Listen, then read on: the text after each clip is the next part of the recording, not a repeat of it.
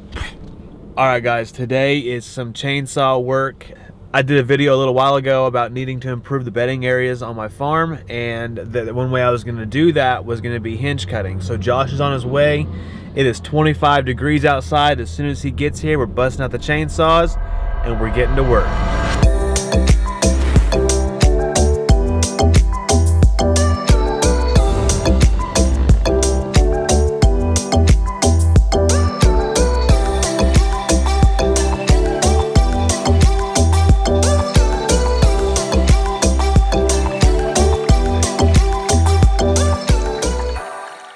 All right, so we are in a bedding area that I haven't really done anything to at all. Yep. I hinge cut a little itty bitty section of it like years ago. It didn't do anything good for... He didn't have a clue what he was doing. No, it was the first driver hinge cut. It was pretty bad. But as you can hear, we're right by a road, and I want to cut off as much of the view from the road into this area as I can. And also I want to cut off view to where I'm going to be walking into my other stands from this bedding area. Right now, I really don't think there's really anything that really calls this place home. No. And we're wanting to change that. But this is a really cool area though. It's nice. It's something we all walked into and was like, hey, yeah, this is by a road, but I think we can make this more usable for deer. You know, make this a little more appealing. But we're going to make this wall. We're going to really be selective on which trees we fell first. One, for safety, and two, to properly build this screening wall and allow the canopy through. But safety is the number one thing. You just kind of gotta, okay, how's this one gonna fall, what's it gonna land on, what's, you know, et cetera and whatnot, and go from there. You just got to be real careful.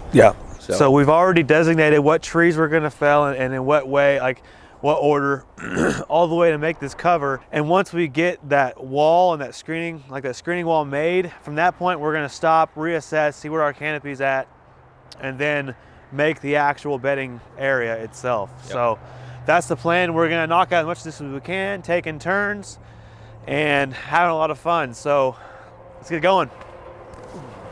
Ow. That's cold.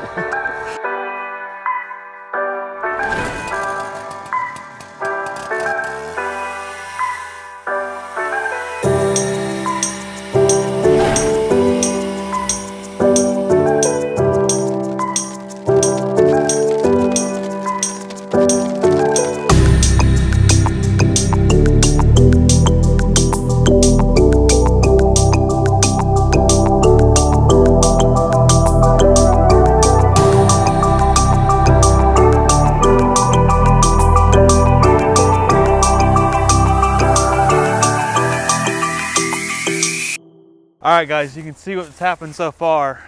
Basically, what we've got at this point is just a screening wall. We're not really worried about hinges right now. We're just wanting to block. We got a few. Yeah, I mean, it's not a bad thing to have a hinge, but pretty much we're just wanting to block off the view of the field and of the main road that comes through. So now, if you can see behind me, we're gonna have a road that we take this way. Is that right? Yeah. Yeah, this way. And we're going to kind of do the same thing, just make it, it's not going to be as thick as what we have here, but we're also going to cut in little entrance ways into the different core bedding areas to interconnect everything together. So that's the plan. Josh is doing the majority of the work, obviously, like always. I'm just the chainsaw master. He's just the grunt. Yeah. I just do all the work, and these guys... We hold a camera. Yeah. Yeah, so that's how it goes. Yep. When you know how to run a camera, you don't have to do any of the work. All right, so yeah, we're gonna do this. I'm gonna try to get a picture of before and after this whole area that you can see it. But here's, I mean, you can see what it looks like now, and you can see all the way, literally I can see the north side of that field on the other side of this timber property. So that's something that we definitely don't want. So back to work. I'll probably get some more video of Josh. I'm gonna cut some now. It's probably my turn. So time to get to work.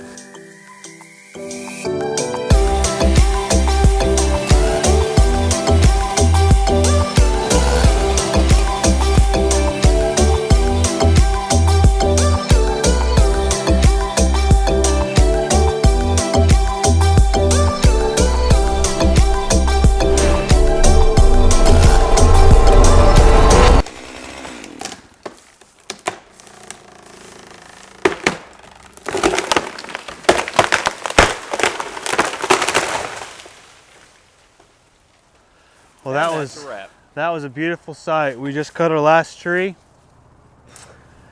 I don't know if you can tell a difference in here. I sure can. It's a bit different.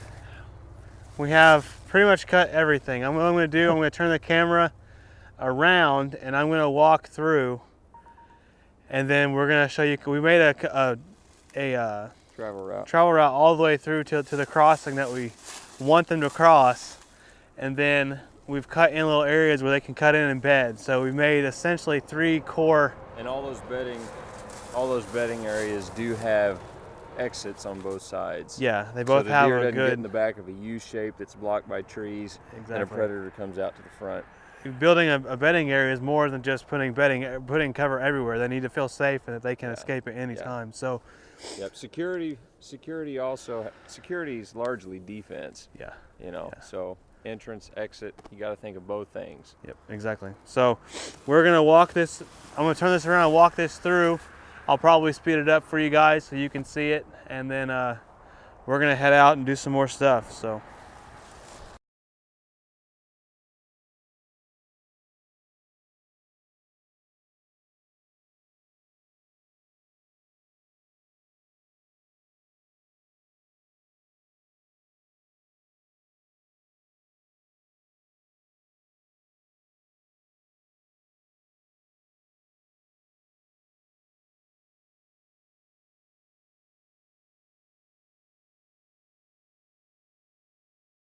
So as you can see, I'm going to walk back to where Josh is, but as you can see, we made a very distinct travel corridor for them to walk through. And cutting off of them, you have, I mean, nice little areas that they can come in, dig into, and embed without feeling like they're cornered. Every one of them, like we said, every one of them, we made sure there was a way in and a way out. So there was 2 points of entry or 2 points of exit, so they could feel safe wherever they decide to bed. So hopefully we'll get some green up. We opened the canopy a ton. When we were in here before, you could barely, I mean, there wasn't any sunlight anywhere. It was all just shade, even this time of year. So hopefully with the canopy that we opened, we'll be able to create bedding and create an environment the deer want to bed in. That's the hope. It's the whole goal. I want to really promote deer using this part of the property, because as of yet they haven't really used this part of the property very much. So we're really trying to promote that on this property, is for them to use the whole property, not just one half. So we're gonna go ahead and get out of here. Like I said, on to the next chore.